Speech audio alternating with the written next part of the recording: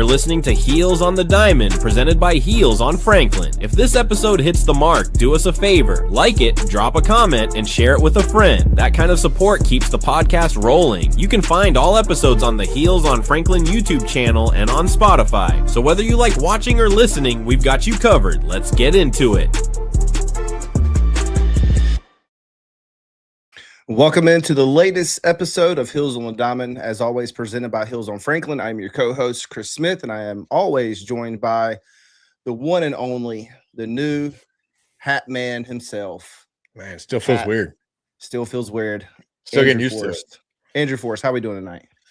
I'm okay. The human, I guess, well, I'm always a human, but the person, non-sports fan Andrew is good. The UNC fan Andrew is still hurting a little bit, but I'm getting over it. Yeah, well, before we jump in, we'll definitely get into that. Even if you're not a human, you're always welcome to join Heels on Franklin, no matter what platform you like listening to. You can catch this episode right now live on Twitter and live on YouTube. Do us a favor right now. If you are listening over on YouTube, this is your job. Give this video a like and let us know where you're listening from. Let us know how you're doing. We have a lot of regular listeners over there on YouTube, so we appreciate all you tapping in. If you're listening over on Twitter, this is your job. Do us a favor, retweet this video, this live stream. It goes a long way in supporting this grassroots platform that covers Carolina in all sports: football, Olympic sports, baseball, softball, and basketball. We all have separate shows under the platform Heels on Franklin. You can also catch full episodes on Spotify, usually the day after, because we try to give an incentive to listen to the live shows.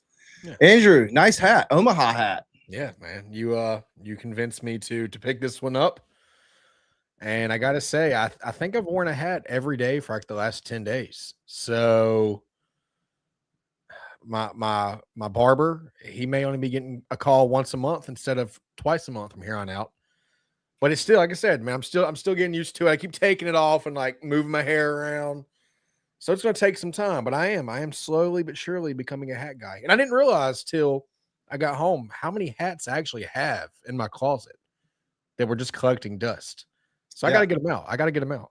I will say, when it comes to hats, I would like to say I'm a hat guy, like a sneaker head for shoes, but like what's a hat name? Not sneaker head, but for hats. Hat guy? I don't know. I think hat guy. You have so many that you unknowingly left a couple in my mom's car coming back from Omaha.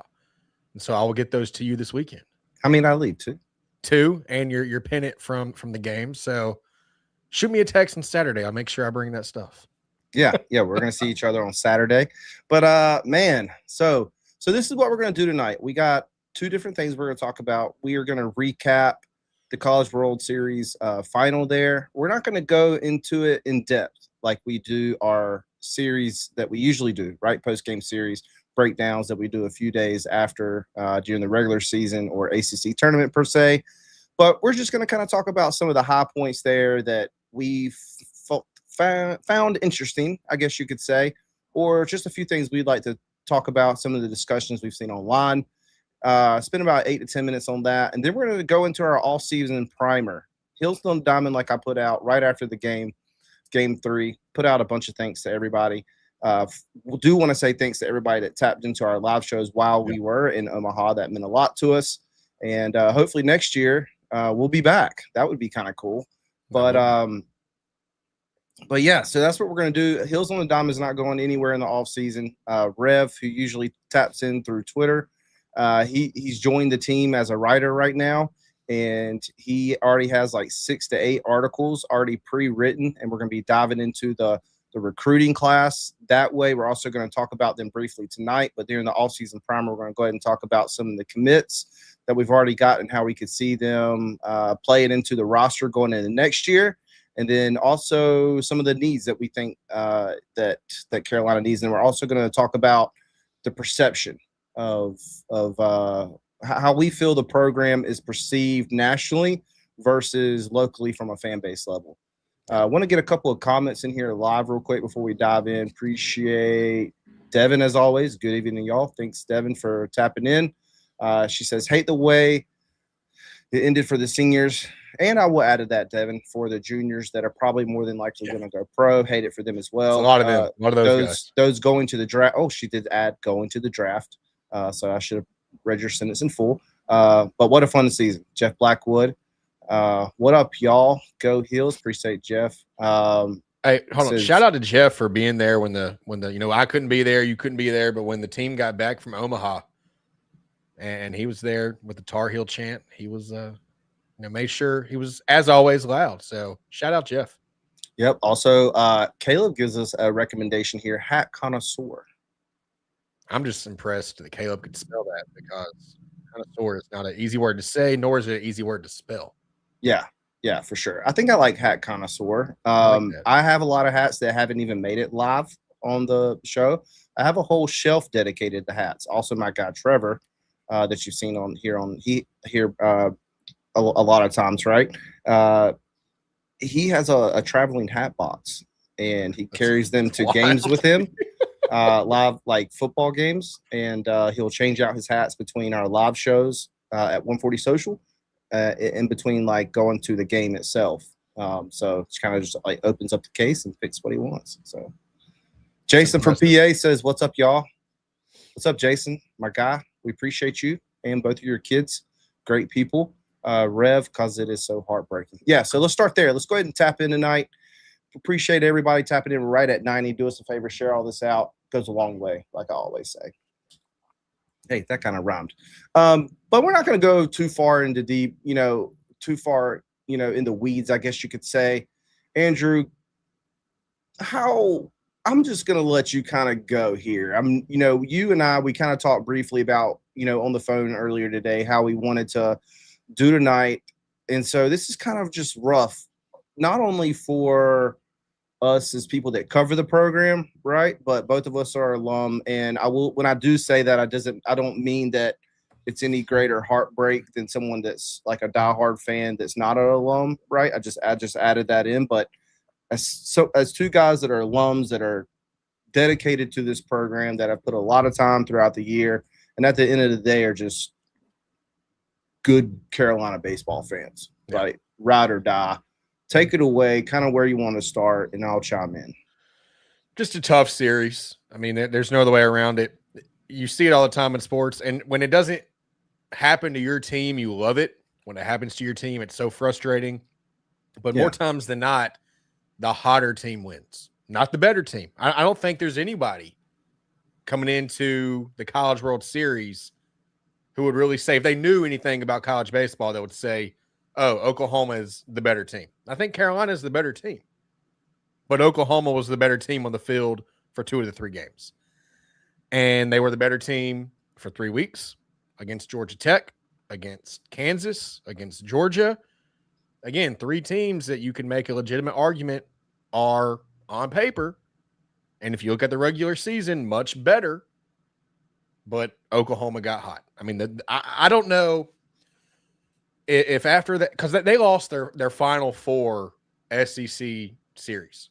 They lost in their first game of the SEC tournament. I don't know if between Hoover, Alabama, where the SEC tournament's held, and going back to Norman, Oklahoma, if they made a pit stop in New Orleans, found a witch doctor, got a voodoo doll, but whatever they did during those few days off worked, because this team had 200 hitters playing like Mickey Mantle out there. They had freshman pitchers who are solid, but have had up and down years, ERAs over 4.5, over 5, pitching like prime Nolan Ryan. And Carolina just ran into a buzzsaw. So credit to OU. They were the better team this past weekend. Really outside of game 2, and there's nothing else you can say. At some point, you just got to tip your cap and say, hey, you guys were the better team over this weekend, over the last 3 weeks. Y'all deserved it. Yeah, and I think, Andrew, the term potentially that you were looking for between Hoover and then going back to Oklahoma and then, doing their thing, right, in the regional, super regionals, and in the College World Series, there is the taste of blood. We kind of heard that. That was the thing that they kept mentioning over and over and over. We like the taste of blood. We don't mind the taste of blood, being gritty. This Carolina team was very gritty throughout the season, definitely overcame some highs and very little lows, but a lot of some transitions when it comes to player position and switching and really trying to find that lineup. Andrew, one of the things that I wanted to talk about just very briefly is also, we're not going to be a podcast or a show or tonight and just talk about, Oklahoma got hot. I wanted to also mention that, their skipper, their head coach just pulled on the right strings as the season went along too. I mean, they went into the season with veteran guys, right, on the mound and weren't getting the job done. And so throughout the year, he made a switch, a transition to some of those younger guys, those freshmen, right, the brothers that we saw come out of a relief role and came, from a starting role as well. And we're able to just all start to put it together there towards the end of the season. And yes, while they did get hot, I think also each single one of those players are very talented. Yeah. I mean, Skip Johnson, OU's coach. I know you said skipper, but that was a nice little play on words there. Skip, I don't know if you meant to do that. Skip Johnson, I mean, it takes some guts to say, you know what we've been doing for 3 months isn't working. So for these next couple of weeks, I'm going to try something different. And he threw out 3 freshmen, started against, I know against Georgia. I know at least during the College World Series, every single game was started by a freshman. Cord Rager, Mercurius, Weslowski. I mean, and they were fantastic. So credit to him. It takes guts to say, you know what? This may be our only chance. It may go down miserably. We may go up in flames, or it may work out. And for them, luckily, it worked out.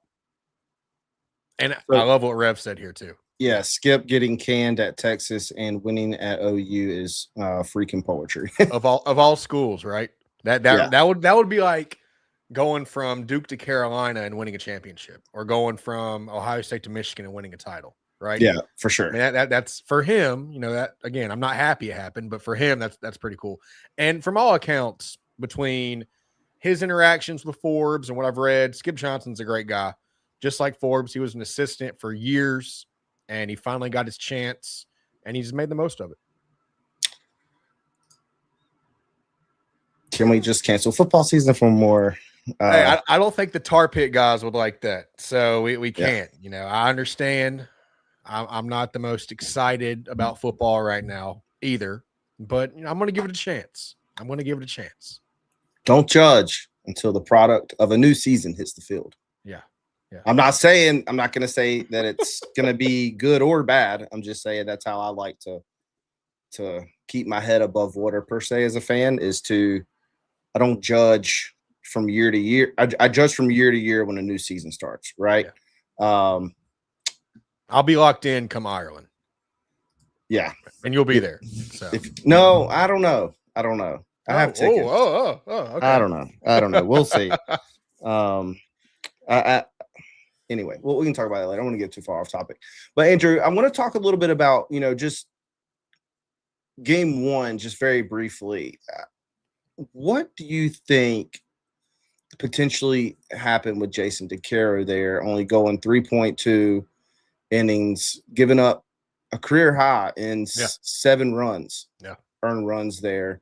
I was rather pretty shocked, right? If you have a quarter, right, and heads is very different than tails, right? A lot of times it decides who gets to choose. Do you want to receive or kick in a football game, right?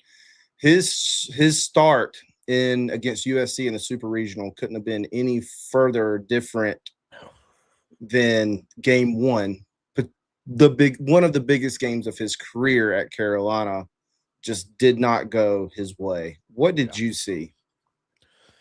I think a lot of times, like we've already kind of touched on, you just go up against a buzzsaw.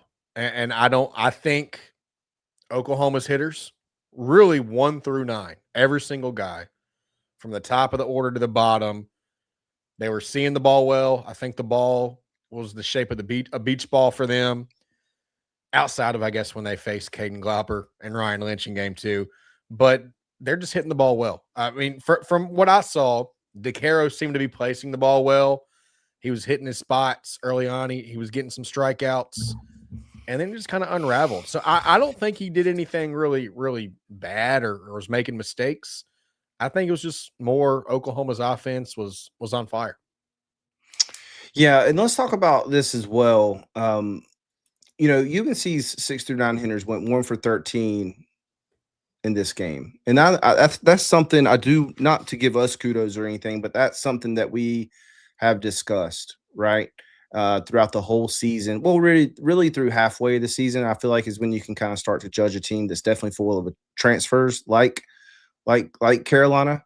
Or I would say probably maybe after a quarter of the season is when you can start really putting things together. Definitely for a ball club that's put together with a lot of transfers. Because, like, for example, Owen Hall didn't start hot, right? Yeah. But finishes one of the hottest hitters, if not one of the most productive hitters in all of college baseball. And that's why we have seen his MLB draft stock skyrocket throughout the past 2 months and continue to climb. One of the things that we've talked about is the back half of the lineup, the 6 through 9 holes, had to get more consistent at the plate. And I feel like we had a sign of that, right, against West Virginia in game 2, again, not the game 2 of the whole series, or that was game 2 of the whole series, right? No, that was game 3. The whole, the second game against West Virginia, because Ole Miss, the second West Virginia twice, the second game against West Virginia there, that's when I felt like our lineup was complete as a whole from the offensive side of the ball. But and I even got a text from Maddie, because it's something that we've all talked about together on the pod, and she's like, "Oh, they're hot. See, I told y'all they're gonna get hot. The bats are gonna come alive." And I'm like, "Yes, you're right again." Because usually she's right a lot. Yeah, Maddie is right a lot, but it's something that we have continually talked about, and it feels like after that West Virginia game, the back half of this lineup just did not do its job. Yeah, they outside of that one hit in game 1 and a couple walks, they couldn't do anything. And again, I look at a guy like Macon Winslow, who was bumped down in the lineup. I don't think he was ever 100% since that arm, wrist, hand, whatever the injury was. I will say, I I know you're just using words there, but I don't think there's any thinking about it. Yeah. I mean, he's clearly not 100%. He goes from being your cleanup hitter for much of the season to being in the 8-hole. Struggles. Tyler Howe, he had 2 hits against Ole Miss, struggled big time out after that. And I've said before, I'm super high on Tyler Howe. I think by the time he's a junior, he's going to be one of the top hitters, not only on this team, but in the ACC. Rom Kellis, he had 1 hit. I think it was game 2, but other than that, he struggled. Carter French struggled a little bit in game 1. He did have 4 walks in game 2, which College World Series record, man. He was 4 for 4, just getting on base. He was 0 for 0, but 4 walks. But man, game 1, you were getting nothing from that bottom half of the lineup, and you're not going to win many games when your 6 through 9 hitters go 1 for 13. It can't happen, and it definitely can't happen against a team like Oklahoma who's playing lights out. Yeah. Let's go ahead and talk about game 2 here. This is a game that I really felt like, okay, we win this game. I personally feel like we're going to take the series, because I felt, and I will say this because a lot of times when a team is hot and hasn't lost for a long time, once they do lose a game, they kind of hit a wall of reality, right? Yeah. Like, oh, we actually weren't that good. We just were hot, right? They start to believe and buy into that mentality that more than likely a lot of the fans from other teams and media have been pressing for, right? That you're hot, but that just wasn't the case, because as we saw in game 3, the final deciding game there. But game 2, there's one thing that we really want to talk about that I really have felt that we felt like impacted the whole series, and that was Ryan Lynch. I think Ryan Lynch won through 5 innings there. It went 4. He came out for the 5th. That's right. Through 2 pitches and then had to be pulled. Yeah, 1 through 4 innings is the Ryan Lynch ball that we have seen when things have really gone his way, right? Even going back to last year's campaign that he had towards the end of the year that really helped us in the ACC tournament, right? And while we've seen him skyrocket up draft boards as well, he is a draft eligible sophomore. And so we feel like Ryan Lynch getting hurt there potentially led us off in a way that really turned this series in a different way when it comes to pitching. I know I stumbled through that a little bit because I was trying to figure out the right words for it. But Andrew, what's your thoughts around that? Yeah, and first off, my heart breaks for him because you saw it. You saw how he tried to gut it out, and you can read the words. You can go find the video on Twitter. He's telling Coach Forbes, I can try, and he's like, but I can't. I felt it in warmups, and I'm assuming it's a side injury, oblique, something like that. But he was rolling, and I think he could have very easily gone 6 innings, maybe potentially 7. But I think he was for sure going to go 6. So let's say he goes 6. Then you have Caden Glauber come in for the final 3 innings, final 9 outs. And do what he did. Yeah, and do what he did. He was magnificent. 8 strikeouts, only allowed 1 hit, had 2 walks. I mean, just phenomenal. Shut Oklahoma down. But then you had to instead turn to Caden Glauber in the 5th inning with no outs. So he had to pitch 5 full innings. And you saw game 3, Caden Glauber wasn't the same. And so I feel like had Lynch gone 6 innings, maybe 7, and then you use Glauber in the end for 2-3 innings, you could have turned to Glauber more on game 3 and used him in a much more expanded, bigger role, and he could have helped you more. So I think Lynch's injury really threw a wrench into Forbes's plans looking ahead to the rest of the series. And that's something we've talked about, is that we did not feel comfortable with the bullpen depth. Yeah. And that definitely showed it showed up in the ACC tournament, and it also showed up big time in this final series. Yeah. I know we're talking about game 2, but looking ahead to game 3, I knew when McDuffie came in and he was looking sharp, and then he came out the next inning and couldn't find the strike zone. And he was getting squeezed a bit, but it wasn't typical Walker McDuffie that you're used to seeing. And so I knew when McDuffie came out and Glauber came in, and the whole mess with the extra warm-up pitch and the pitch clock, when that happened, I said, you know what? I think this game's over. I think the series is over. Good season, boys. Credit to Oklahoma.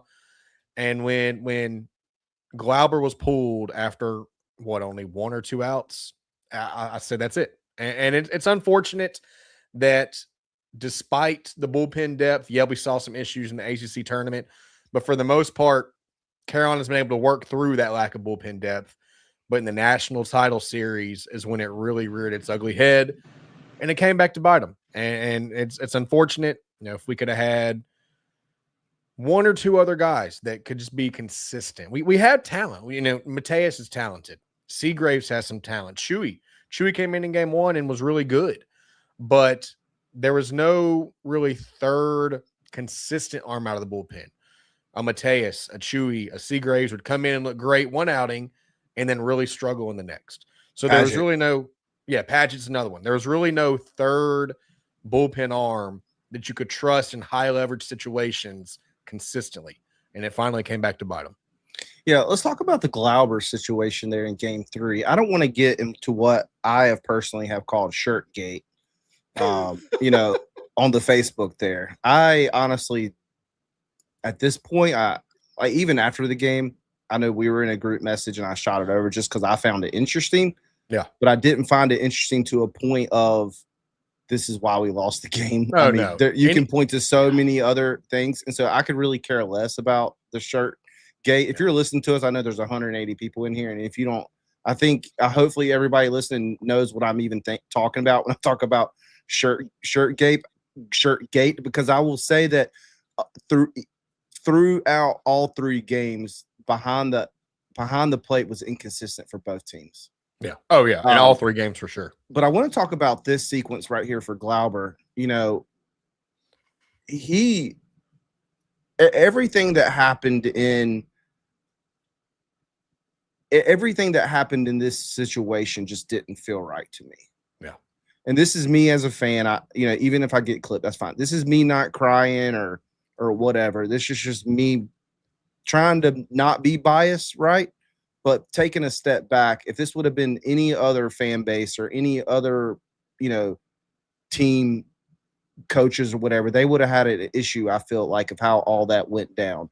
He had a pitch left. I know in the College World Series, cutting to commercials, coming back, everybody's trying to keep everything clean and ready to go. I'm not so sure what went down and why he was not allowed that last pitch. And a lot of people say, well, why is that last pitch? It shouldn't matter that much, right? I mean, well, you have a kid in there that's 5 months past 18 years old, and all these pitchers are used to a routine, right? It's a rhythm thing. It's a rhythm thing, yeah. We don't know what type of pitches that he was throwing in that warm up for that last pitch, right? So, what was your whole thoughts of that sequence right there? Just because there's a few things in Glauber's outing in Game 3 that I want to talk about. Yeah, I saw some fans on Twitter saying that you're given, I think it's like a minute and a half to warm up. Generally, though, an umpire is going to give you, if it's right there and there's like 5 seconds left, they're going to give you that final warm-up throw. So to me, in a national championship game, man, give the kid, I don't want to call him a kid, give the guy one more throw. Let him get that final warm-up in a high leverage situation like that. Then you had the pitch clock violation. That was a beautiful pitch. I mean, he painted the corner there. I think it was fouled off. And beautiful pitch. And I'm like, all right, he settled in. Because you saw Glauber when he didn't get that last warm-up pitch. I hadn't seen that from him before. You could visually tell he was upset. Oh, yeah. Yeah, sure. And Glauber's usually, to be such a young guy, is usually very cool, calm, and collected, no matter what the situation. So that was kind of, to me, I was like, this is not what we normally see from Caden Glauber. And then you had the pitch clock violation, and which made it, 3-0 count. And I think that frustrated him even more. And then you have the whole situation about him wiping his hand on his pants or on his jersey. Okay, so if you don't know what I'm talking, I know, Chris, you probably know. But if you're out there the night before when Caden Glauber was typical Caden Glauber, just fantastic. Well, also he's done this all season. Yeah, it's been a whole season thing, right? He blows air on his hand. Okay. And then he usually goes back, because you do have to, from my understanding, Rev, hit the comments if you know better than us. Yeah. You do have to go back to some article of clothing after your mouth touches your hand. Yeah. Well, you talk about he's always done this. Yeah, he's always wiped. You talk about Shirtgate in Game 3. Well, Game 2 was Spitgate. Some OU fans on Twitter clipped a video of Glauber blowing in his hand. And he wipes his knuckles, right? He doesn't wipe his full hand. He wipes his knuckles on his jersey, okay? And they're like, oh, he's cheating. No wonder he's so good. He's spitting into his hand. Well, first off, I don't know about you, but when I spit, my cheeks don't blow out, right? If you watch the video, his cheeks clearly go out, right? It's clear that he's just blowing air onto his hand. He's not spitting in his hand. It's pretty clear. But it kind of blew up on Twitter within the college baseball sphere. I'm assuming a coach, a player, somebody saw it, probably alerted the umps before Game 3. Hey, make sure he wipes his hand before he grabs the ball and goes to pitch. Well, he goes to pitch, and you see the ump behind second base stop and say, hey, wipe your hand. And you see Glauber look at the ump and be like, I did, right? So all those things, the pitch clock violation, the ump making him, wipe his hand yet again, the lack of a third or a final warm-up pitch, it all just kind of culminated, and I he was rattled. And as great as Caden Glauber is, one of the best pitchers in the country, it's going to be hard for anyone when they're, that rattled to focus in, to lock in, and to get balls over the plate. And he lost it pretty quick. Yeah, and I think this would be a good segue into, before we tie a bow on this season, is there was a video put out by the Atlantic, right? Kind of. Oh man, yeah. Does he work for the Atlantic? Yeah, he does. And I know prior to game 3, there was a ton of discourse online about how many pitches, how much can you get out of Caden Glauber? You're going to see him, right? So, and we have his brother in here. Yeah, I mean, it's clear he's not spitting into his hand. It's clear he's just blowing hot air on his hand, which is something he's done all year long, pretty much before every pitch or every 2 pitches. So, and I think that's what makes me the most upset about this is all the discourse on Twitter from Oklahoma fans trying to make Caden Glauber out to be a cheater. To be quite frank, that's BS. And for it to also go as far as it making it to someone that has enough influence to point it out to the umps. Exactly. Because this is something the kid has done the whole year, right? Yeah. And someone could say, well, this is a bigger stage, more eyeballs. Well, also, if you look at the viewership for regionals, if you look at the viewerships for super regionals, like everybody that D1 baseball America, ACC baseball followers, Monty, all them, right? Not Monty would be one to do. Yeah, Monty's great. I'm just saying all eyes, right, are paying attention to that game, and I paid attention to Caden Glauber all year long, right? Because that's why he was co-freshman of the year. Yeah. For pitching. But you're telling me just until game 3 of the national title game or game 2 that some Oklahoma fan picked up on something that no one else for 4 months has realized, like, come on, give me a break here.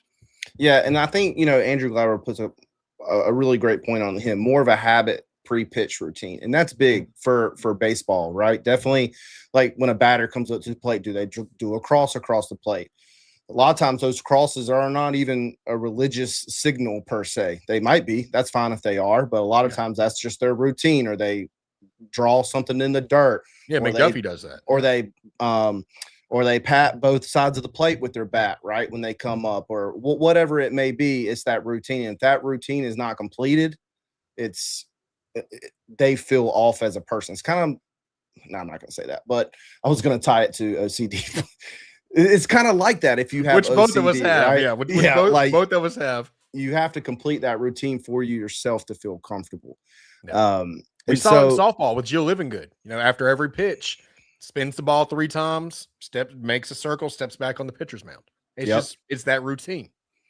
Yeah, and so to this athletic, he kind of wanted to talk. He did a video about pitches, right? Protecting arms of college kids prior to, which I'm all for. Going to the don't for sure. Yeah, for sure. But what's quite interesting is that he tried to spin it as, and he mentioned Forbes by name, not protecting arms like Glauber. Yeah. None of that was the discourse prior to the game from all the pundits. It was how many pitches could you get out of him to still keep him in a healthy place, right? Because from my understanding, Caden has pitched over the pitch number that he did, pitch count that he had in game 2, correct? I think so. Yeah. I need to go back and check, but I know he's had some high numbers. So Andrew, talk about this a little bit, because you're the one that threw it in the notes that you wanted to talk about. Yeah. So I texted this video to Chris earlier. It's Keith Law, who works for, like you said, the Atlantic, and he's an MLB guy. And here's my first issue. I went to make a tweet about this, and I wanted to tag him. Keith Law's tweets are protected. While you're a national guy with, thousands and thousands of followers, your tweets are protected. I don't get it. Issue number 2, you're acting as if you're an expert on UNC baseball, but you can't even pronounce Caden Glauber's name wrong. You're pronouncing it wrong in the entire video. He also spelled it wrong twice in the video. Yeah. So that's issue number 2. But he basically calls out Forbes and says, almost verbatim, and you can go on, I know it's on his TikTok, I know it's on his Instagram. You can go there, search Keith Law, and find it. He basically said, Scott Forbes does not care if a Caden Glauber gets hurt as long as he wins. And I'm sorry. I don't know Forbes as well as lots of people, but I've been around the guy enough to know how much he cares. And what I want to tell Keith Law is, my guy, go watch the post-game press conference after they lost the national championship to Oklahoma. You've got Scott Forbes sitting there with Gavin Gallagher and Matthew Mateus. And Matthew Mateus turns directly to Scott Forbes, holding back tears, and is saying, "Thank you. This is the best decision of my life to come to Carolina." Then you go to Gavin Gallagher, and Gavin Gallagher says, "You will never find a coaching staff that cares about you and loves you as not just players, but as individuals more than Scott Forbes and those guys on that coaching staff." And a lot of college players don't have that. And then you got Scott Forbes. He was asked, what was kind of the thought process behind starting Jackson Rose in game 3? And he came out and was honest. He said, "You know what? We talked briefly about potentially starting Jason DeCaro, but in good faith, I could not do it."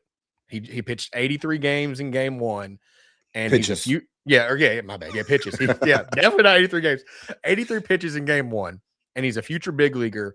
And as much as he wanted to go out there, I could not, for his sake, put him out there in a starting role. Keith Law ignores all that, and he wants to throw Forbes under the bus. Let's not be naive here and act like Caden Glauber was going to come out and throw 4 or 5 innings in game 3. Caden Glauber was going to come out and give you 25, 30 pitches. Forbes has done a very good job with a bullpen, like we've said, does not have a lot of depth, of giving guys rest when they need it, of making sure, hey, player X pitched 40 pitches yesterday, maybe they only get 25 today. So for Keith Law to go out there and act like Forbes was wanting Glauber to throw 60 in game 1 and 60 again in game 2, dude, it's stupidity. And if it's all for views and clicks, well, you got him out of me, because it really had me upset when I saw that video. Yeah, and I mean, a situation like that with Glauber too, right? It's all about if you get an inning out of him, like at most, hopefully you get 2 innings that are both short, right? That could be 20 pitches total, right? Or it could just be an inning that goes 25, 26. And that's all you're going to see of him, but it bridges the gap for another inning. I really think that Coach Forbes and the staff were looking for 2 innings at low pitch counts. Yeah. I mean, that's really the best case scenario I think you could have had there. Also, you could have gone back to Ryan Lynch, right? He told Forbes, like, I can try, but Forbes was like, no. Yeah. Like, let's go ahead and pull you out. Definitely for a bleep for a pitcher is hardcore, not great. Yeah. Right.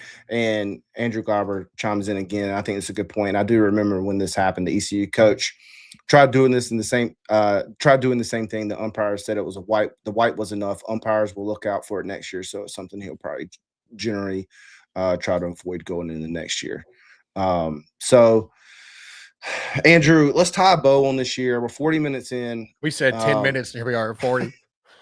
Yeah. Well, I mean, we also feel like, I don't know. It's hard, man, when you try to be unbiased, right?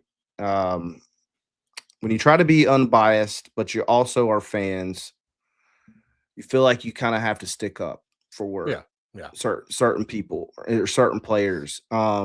Like, definitely like on Twitter when you're starting to see comments about like, oh, this guy at the back of the line, you need to pull him out. You need to pull him out. You need to pull him out. Okay, so you want to pull our left fielder out of the lineup. You want to pull our right fielder out of the lineup. You want to pull our third baseman out of the lineup. From a fielding standpoint, has been one of the best third basemen in the country. Like, you're not making sense. There's 2 sides of the ball here.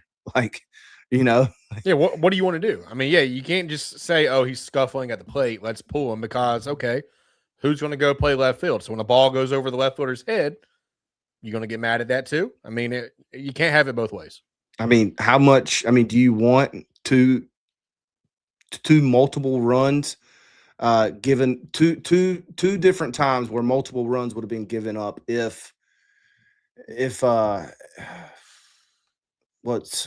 French wouldn't have made those spectacular catches there in right field? Yeah, so you can throw him under the bus for the base running mistake, which to me, look, 9 times out of 10 in game 3 when Carter French was thrown out at third, 9 times out of 10, I think he's getting in there safely.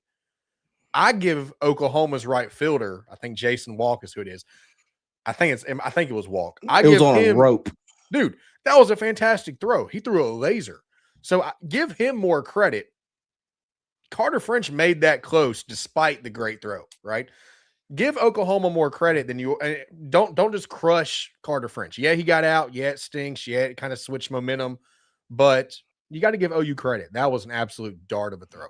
Yeah, and talk about defensively why it's so important, especially in Omaha, as Rev says here. So let's tie a bow on this season. I think, national perspective, right, Andrew? Give me your thoughts from a national perspective. Give me how you feel like national pundits, national fans of other teams see Carolina, right, as a program, and then give me how you feel fans of Carolina see this program. I think there are two groups here. You have the national folks who follow college baseball from February to now, and they see Carolina as one of the premier baseball programs in the country. 2 trips to Omaha the last 3 years, really one bad inning away from 3 straight years. The last 2 decades, the last 20 years, 9 trips to Omaha. I mean, literally, what other team, and there may be an LSU, maybe a Mississippi State, I'd have to go look, but how many teams can say in the last 2 decades, we've been to Omaha almost half the time? Okay. Yeah, they've come up short. Yeah, if I was an opposing fan, I would make fun of UNC fans. Hey, y'all got there again, didn't get the job done. How do you get there 13 times and not win one? But I think the College World Series is the hardest thing to win. And I think people who follow this sport closely like we do know that, hey, with the rate Carolina's getting there, just statistically, probability-wise, at some point, Carolina's going to win one. It may not be next year. It may be 5 years, maybe 8 years, 10 years. At some point, Carolina will win one if they keep getting back there. So, yeah, are they a blue blood? No, because in my opinion, a blue blood has to have a couple national championships. But right now in college baseball, they are one of the premier programs. But then you have the fans who come over, late May, early June, and they see Carolina getting so close, but not winning it all yet again. And they're the folks that don't really understand the sport and don't really understand how hard it is to win a College World Series. And they're the ones who talk the most on Twitter or make the TikToks making fun of Carolina. But make no mistake, Carolina is one of the best baseball programs currently in college baseball, and they've been that way for close to 2 decades.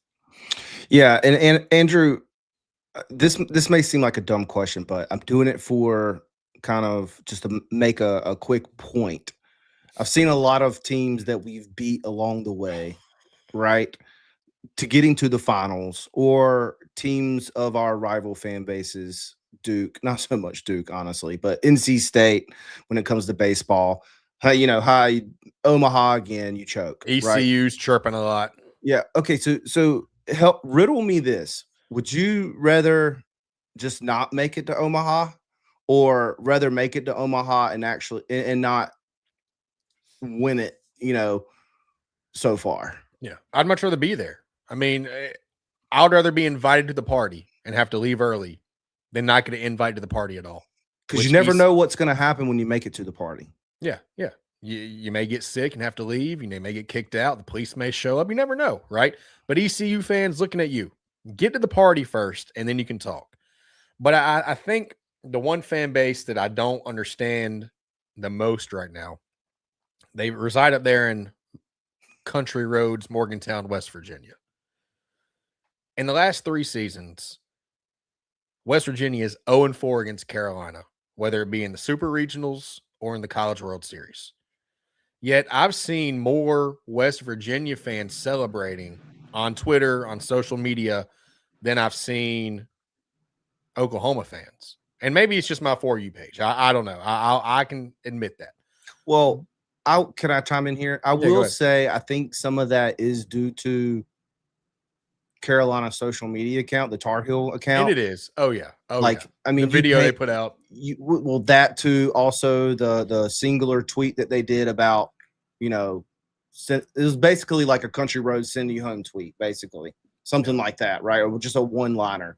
I mean, you're asking for it, right? If you fall short, you're asking for it. I mean, this is the fan base that's been searching for relevance, right? They've seen some ups, some big ups during like, Pat White eras. Baseball's been right there at the brink for so many times to get to Omaha. Everybody's all over ESPN showing them, doing the country road song. Amazing crowd, amazing culture. Oh, fantastic. Yeah. I definitely want to. I actually want to visit that stadium just to see the concourse. I tweeted about it when they were doing their super regionals, not knowing all this would unfold later. But so I mean, you're just asking for it, kind of when you put the target on your back there. And it is a lot of it's in good fun, but I think that there's a fine line between poking fun when a team loses and living vicariously through another team because you couldn't get the job done. And some of their fans, I think, are towing that line. Like, and it's the same thing. I as a Carolina fan, basketball has been very up and down lately. When Duke gets knocked out of the tournament, I'm happy, but I have to be very careful not to live vicariously through whatever team knocked Duke out, because to me, it's a bad look, right? So it's a fine line you have to toe. But you put out a tweet, and I think you put it perfectly, saying that Twitter is a very small percentage of it's a vacuum. Schools. Yeah, it's a vacuum. It's a very small percentage of his team's fan base. The West Virginia fans we encountered after beating them literally 20 minutes later, as we're walking out of Schwab Field in Omaha, we had 2 or 3 or 4 WVU fans come up to us and say, "Hey, congrats, great game, good luck this weekend." They were fantastic. So you got to realize, hey, Twitter can be a cesspool of idiocy sometimes, and burner and burner accounts, including some UNC fans. I'm not saying we're not like that, because we have some, and you got to realize that's not the entire fan base. Yeah, for sure, definitely, very well worded there for sure. But it has been interesting to see opposing fan bases, definitely locally and then east of Chapel Hill, chat about us making it Omaha and falling short. Yeah. Well, one team's actually never even made it to Omaha. Yeah. So, and you can know I love Cliff Godwin, but hey, like I said, maybe one day your invite will come in the mail. Until then, don't talk about the party. This is good advice, Rev. If they don't have a profile picture, ignore. Or if their profile picture is, somebody that plays for, Pat White, West Virginia legend, or some random NC State player. Yeah, just ignore. Well, Andrew, if it's okay with you, I think we can talk 10 more minutes tonight, and we will have to push the off-season primer to next week. Hey, I did not think would be on here at almost an hour and have not even gotten to. I mean, we're not even past the first page. Oh, yeah. This is going to have to be we thought this would be kind of our season-ending show. But, yeah, it's going to have to go into next week for sure. Well, this is our season-ending show as it relates for 2026. Yeah. So let's I've said it multiple times. Let's tie a bow, and that was part of it. I think overall for me, I definitely agree with all your explanations there of, nationally versus locally, fan base wise, that see this program. Yes, there are some local fans that, we'll never do this, we'll never do that. I mean, you're going to have those types of fans in every fan base, right? It's just always like that, right? And so I think overall, I mean, the only thing that we could have asked for a better season is to win it all. We made it to the final. This is nothing for this program to hold their head down about. Yeah. I mean, the very first thing in my notes, and it's highlighted in blue, 54-14-1. This is tied for the third most wins in a single season in UNC history. They had 59 in 2013, 57 in 2007, and 54 in 2008. This is one of the greatest seasons, despite not winning that final game, one of the greatest seasons in UNC baseball history. It's easy right now when it's still raw. We're only a couple days removed from losing to Oklahoma in the championship. It's easy to say we didn't get it done yet again.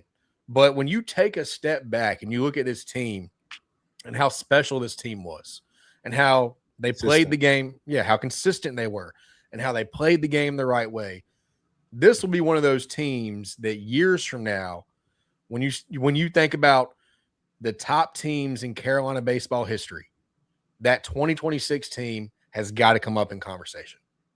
Yeah, I mean, because there's some guys on this team, I mean, that are still hurting for sure. It's going to take a while for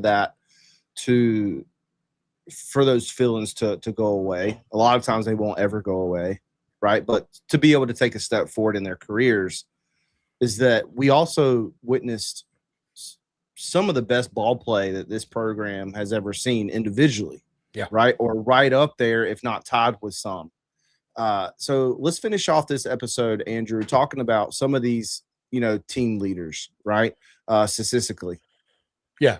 You want to do pitching first or hitting first? Pitching first, since it's first on the notes. Okay. Well, pitching, the leaders, it's just two words: Caden Glauber. Team ERA, best on the team, 2.05. Wins, Caden Glauber, 12-0. Impressive, since he really wasn't a starter outside of a couple games here and there. Strikeouts, Caden Glauber, 114. Let me say this too: 29-1. 29-1 in games where he appeared. Unfortunately, it was the last one, was that loss. But it cannot be understated how important Caden Glauber was to this team this year and moving forward. I don't know if his brother's still here listening. I don't know if I should say this, but I'm going to say it anyway. Pay the man. There's a certain conference out there that is going to be, I'm sure they're already trying. Hey, we would love to have you come down here. Pay the man. He's worth every penny. Caden Glauber, I've said it before. He will be your Friday guy next year. And I think he'll be a top 5, top 10 pick, barring injury. He's that good. He's that electric. We got to keep him in Carolina blue. Yeah, I think also, too, he can increase his velo there a little bit. Which is the scary part. I mean, he's hitting 96 consistently now as an 18-year-old. And we know it's been said 1,000 times, he should still be in high school. He could be hitting 99 next year consistently with some wicked off-speed stuff to mix in there. Yep. Let's talk about hits. Let's talk about on the offensive side of the ball. Owen Hole. Gamer. I don't even know if I can put in the words the type of human and player this guy is. He just pours confidence. Yeah. Right. Definitely. When we met him, I won't share what he actually told us. We let's say we would share it if they had won it all, but we're not going to share it right now. I mean, this is a kid that I'm not going to say I wasn't so sure from a talent standpoint, just from a transition point, because you just never know. You never know, but you have to continue to give credit to Coach Forbes and this staff year after year after year to be able to evaluate players from lower end conferences, whether it be, whatever conference it may be that's lower than the ACC or the SEC, right? Like North Dakota State, George Mason, where Owen Hole come from, right? To be able Iowa Central Community College. Yeah, to be able to pinpoint and dissect that's going to be able to translate, because he's done it year after year after year. Yeah, that was my thing. This is not just, he got lucky this year. You look at last year. Kane Kepley came from Liberty. Tyson Bass was a D3 product. Alex Madera a couple years ago, D3 guy. So, I was racking my brain earlier. Over the last 2 years, I think the only transfer to come in and be from a Power 4 school is Macon Winslow. And maybe I'm missing one. If I am, somebody please correct me. But I think that's it. You had Heineck from Georgia State. McGinnis. McGinnis from Georgia State. Yeah. This staff's ability to get guys who not only are going to make that jump to the Power 4, the ACC level, and be good, but that fit the mold of the program of the type of guys we want in Chapel Hill It's been incredible. And you look, we'll talk more next week, but you look at who's already coming in. Jimmy Voorhees, Cal State Northridge, non-power 4. Jamie I got to double check the name, Laskowski from William and Mary, right? You got guys who, yet again, are coming from non-power 4 schools, but I have no doubt that this coaching staff has got guys who are going to come in and from day one be able to help this team out. Yeah, and also the pitcher there. I mean, he's already mocked as one of the top draft picks, as when it comes to pitching for 2028. Yeah, and he does go by Jimmy. I asked him on Twitter because his Twitter says James, right? But I saw somebody call him Jimmy, so I said, "Hey, UNC fans got to know: do we call you Jimmy or James?" So it goes by Jimmy. So, but Jimmy Voorhees, man, I think I don't know how he's going to be used yet. Is he going to be maybe a starter in the weekend rotation, or is he going to be one of the main cogs out of the bullpen? I don't know, but I think he's going to be really, really good. Yeah, but just to read off, Owen Hull's number here: 103 hits, 27 doubles, 8 triples. No, that's Schaffner. Oh, sorry. 27 doubles, batting average at 393, got up to 400 in the College World Series. Just unreal. And then also his own base percentage at 500. I think is it second all-time at Carolina or first all-time at Carolina? I'm not sure about OBP, but I know for RBIs, he's second all-time in a single season. So first all-time is Colin Moran, who had 91 in 2013, and Owen Hull's at 87. I will look this up really quick because I don't know if you follow the Twitter account. We also put it on Instagram and all the other ones. We're doing some season stats. We're going to be doing like just a few a day.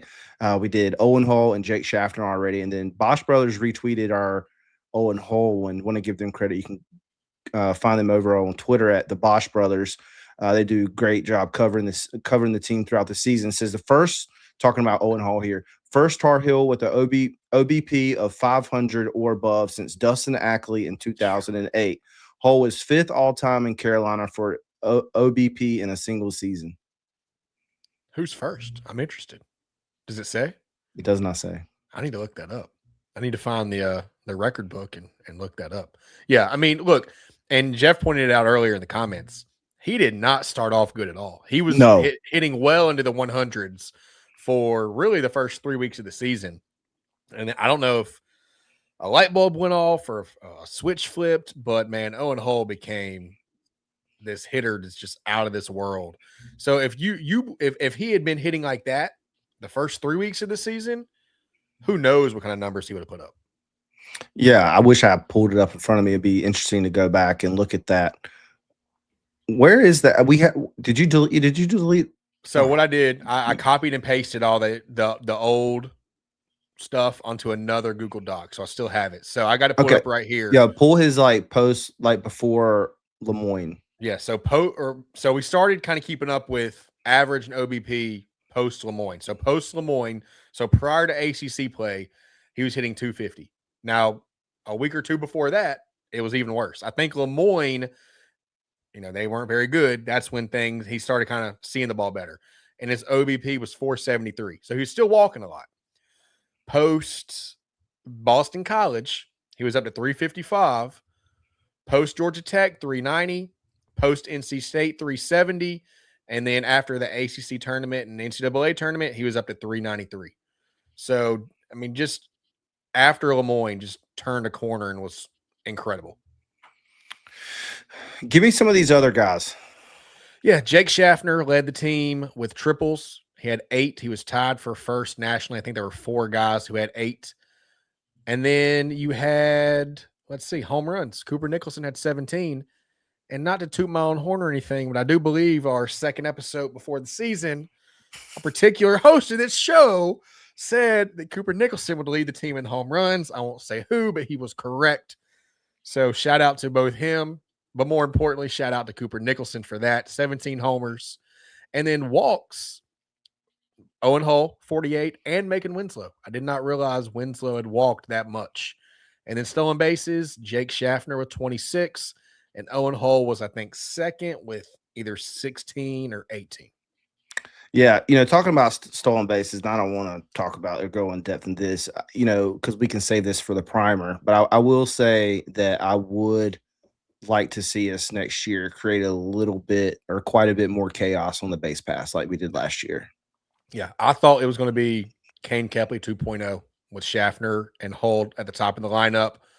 Hull had, I think, 52 last year at George Mason. Schaffner had a ton at South Dakota State. I get those mixed up. He was at North Dakota State. Yes. The Bison. Yeah. Shout out Carson Wentz.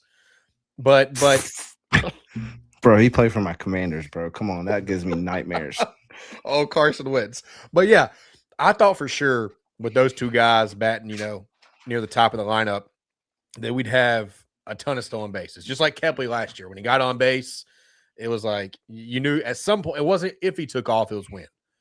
And we really didn't see that. We had a few against Duke because they were slow to the plate. West Virginia in game everybody ate on Duke. Yeah, look, I'm pretty sure. Look, I don't want to throw anybody under the bus. Boston College broke the record, I think, against them. Boston College is fantastic. I don't want to throw anybody under the bus. Eric Paulson, as great as he is, not the fastest guy. I think he could have got 2 or 3 stolen bases against Duke. That's how slow to the plate they were. I could have probably got at least 1. I don't know. Yeah, maybe not. I saw you run in Omaha. Did you? No, just kidding. I don't remember this. Okay, but yeah, I mean, it was. I expected more, and I have a question later on the notes. We'll talk next week. That was probably one of my biggest surprises for the season. Also, next week at some point, we need to talk about, just for fun, right? If you were a GM and you could only pick one, Owen Hall or Vance Honeycutt. Yeah, we'll take a deep dive into that. I know Vance Honeycutt gave us all those. Owen Hall gave us a game winner, but Vance Honeycutt gave us a few, right? And then home runs are always more lavished, right? I guess you could say. I was going to say sexy, but I mean, I said it anyway. But a good home run is sexy. I'm going to say it. I don't care. But if you really do go and look at the stats of each one, even though Vance Honeycutt had a very, very high strikeout ratio versus Owen Hall that doesn't, the numbers still mirror each other very well. Yeah. I already know my answer, but we'll talk about it next week. Okay. All right. Jeff Blackwood, right, or Rev and Jeff right here with Brian Roberts to be the first here with OBP at 528, according to Chatty, which we all know means ChatGPT. I forgot how good Brian Roberts was. He was phenomenal. Jeff also says Brian Roberts should be correct. I heard that not long ago. Okay. So this is why we have live shows, because if it wasn't live, we'd be like, we'll figure it out later. But you guys, you correct us when needed, or provide us the insight we need from the chat. Yep. All right. So last thing I'm going to say, I'm proud of this team, man. You killed it all year. Super consistent. I also did not understand all the comments about, they show off and, all that. Yeah. Like this team is like one of the most simple. Forbes coach team is like probably one of the most non-dramatic drama. I mean, look what they do when they hit a home run. They just toss the helmet into the guys and run down the little stretch there, and they're done. Very simple. Very simple. I will say this. No booms or jumping, or it's just all right. We didn't see Forbes get ejected this year. I think he got ejected twice last year, maybe 3 times. I was very warranted. Yeah. I was secretly hoping that when Glauber was getting an earful from the ump, that because Bryant Gaines not there to talk to him, the pitching coach. And and dude, Gaines does not normally show emotion, and you could tell he was upset. And I was really kind of secretly hoping, man, can Gaines like let it rip and get tossed here? Like that would be. Yeah, but that's that big of a stage. You don't want to get tossed. Yeah, and I get it, but man, I was, because again, Gaines. I'm not talking from a coaching standpoint. I'm just talking from a perception standpoint. Yeah. But Gaines is not a guy who shows a ton of emotion. So for him to clearly be visible that he's upset, yeah, he was really, really upset. All right. Well, look. Hold on. I want to end with this. My bad. I apologize. Andrew, hold on. I seen some different sides of Andrew in Omaha. I got a little feisty from time to time. All I can say is, if you ever want some comedy, sit in the back seat on a trip that's over 20 minutes, and you're gonna get it, of Andrew's mom driving, because Andrew's a princess, passenger princess. I don't know, man. There are some funny moments. They go at each other simply over just directions. Everything. But it's all out of love. It's a back and forth. It's built on love and respect and just poking fun at each other. But yeah, we will go at each other every now and then. Also, do not get Andrew to order you canes, or it will be wrong. Look, I ordered it correctly. I told that lady multiple times what you wanted. She acted like getting a chicken sandwich without a bun was the craziest thing she's ever heard, and she still got it wrong. But I did order it correctly. I apologize. If you say so. Yeah, I promise. Mom can vouch for that. But I will end with this. I think as amazing as Omaha was, fantastic. You know, it's a fantastic city. I wasn't really sure what to expect outside of the game and the area around the ballpark. Omaha is a fantastic city. I'd go back even when it wasn't the College World Series just to hang out. It's cool. But I think one of my favorite, I would, man. That zoo, I'm a big zoo guy. That zoo was sweet. I got to go to the Testicle Festival. I got to get there at some point. Okay, dude, there's people watching right now that have no idea what you're talking about. Yeah, well, but you got to say it now. Well, go back on my Twitter. You'll find a video. There's a steakhouse right outside Nebraska, about 30 minutes. Rocky Mountain Oysters. Yeah, they have Rocky Mountain Oysters, and Father's Day weekend every year they have the Testicle Festival, where it's like Rocky Mountain Oysters are on sale, and I want to go. But I think one of my favorite moments was after the second West Virginia win, as we're walking the concourse and we're getting ready to leave and we're kind of just soaking in the moment, right? The parents and the family members that came up to us, and look, I'm not wanting to hype ourselves up. We just get on here and talk baseball because we love UNC. We're nothing special. Chris is, I'm not. Okay. Whatever, dude. Get out of here. But to have Perry Hargett's mom, to have Cooper Nicholson's dad come up and be like, hey, and celebrate with us, and just seeing their excitement. You talk about family and what you're wanting to build here. That's what it is, right? And then afterwards, we're outside the ballpark and we're trying to get a picture in front of the big Omaha statue. And you see we just happen to be behind Jason DeCaro's family. And his younger cousin comes up and is like, hey, I know you guys. I watch your show. And talking to him and celebrating and just seeing the joy on his face as he's watching his cousin pitch in the College World Series. Man, that to me was like, this is what we're striving to be with Hills on the Diamond, with Hills on Franklin, where as fans, as alums, as family, we're all happy. We're all celebrating when they do well. And it's all based on a true, genuine love for Carolina. Very well said. Thank you. Very well said, Andrew. But it was a cool moment. Yeah. Well, good stuff tonight. I want to give listeners just kind of a brief, like, what we're going to talk about next week. So 2026 is over. Tied a bow on that. Now we're turning the page and looking at roster outlook, and we will actually get to this slide, but not tonight. We're still on that slide, but now we'll just go back to this slide. Look, Andrew and I, we put a lot of time into this stuff. So if no other reason to listen, just listen for that. But we're going to be going deep into key players with eligibility remaining, but draft eligible. We're going to give you our thoughts. Do they go pro? Do they stay? We don't know anything, of course. But do they go pro? Do they stay? What's the leverage year? What does all that mean? Because people always say, like, oh, I think they should come back and refine their game a little bit more. Well, that's what the minors are somewhat for, right? Yeah. Players always have leverage in their junior year. So we're going to go in deep into that, help listeners understand that a little bit further. Also, key incoming transfers. Forbes is not done. You saw us post today. We should be knowing soon who that player is. There's someone, I'm not going to say who, but potentially you might see another transfer hit later in the week, Friday, Saturday, Sunday, maybe Monday, that could be happening, that I think Andrew as well be very excited about if that comes forth.